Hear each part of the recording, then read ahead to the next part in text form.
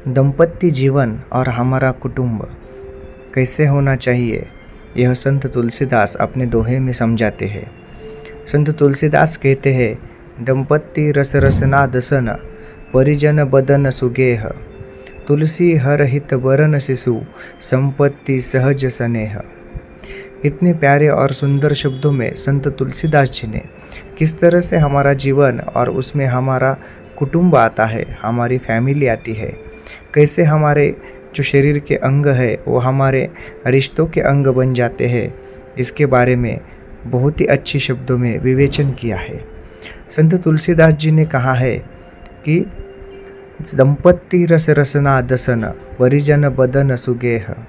इसका मतलब यह है, रस और रसना मानो जैसे पति और पत्नी है। दोनों एक दूसरे को अगर पूरक हो, दोनों एक दूसरे को अगर पैरेलल हो, तो जीवन में बहुत सुख मिल सकता है।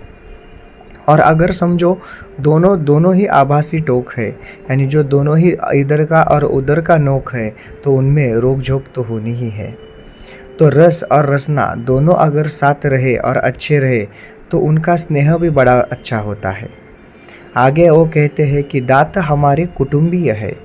जैसे हमारे दांत 32 रहते हैं, वैसे ही हमारे जो परिजन होते हैं, जो हमारे घर वाले होते हैं, उनकी जो संख्या जितनी अधिक होती है उतना हमारे लिए स्नेह का कारण बन जाता है, क्योंकि एकता में ही मानवता रह बहती है। और जैसे ही एकता बनती रहेगी वैसे ही उसमें मानवता झलकती रहेगी।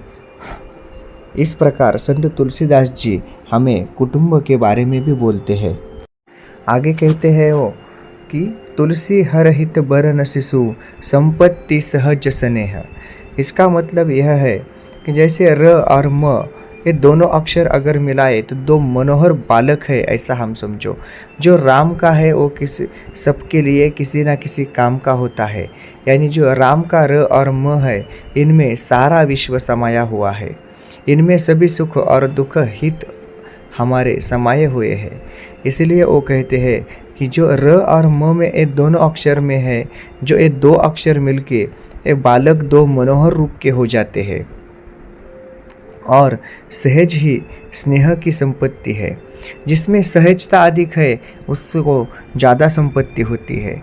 जब हम संपत्ति को भौतिक रूप से देखते हैं तो वो संपत्ति आज है तो कल नहीं है, क्योंकि भौतिक जो संपत्ति रहती है वो कल के लिए, आज के लिए, कितनी देर के लिए रहती है, उसका हमें एक समय निर्धारण नहीं कर सकते।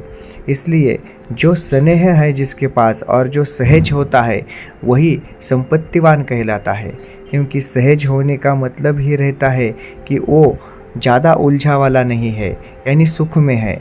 और उसको स्नेह है, यानी हर किसी को वो प्यार से ही बात करता है, प्रेम से ही बात करता है।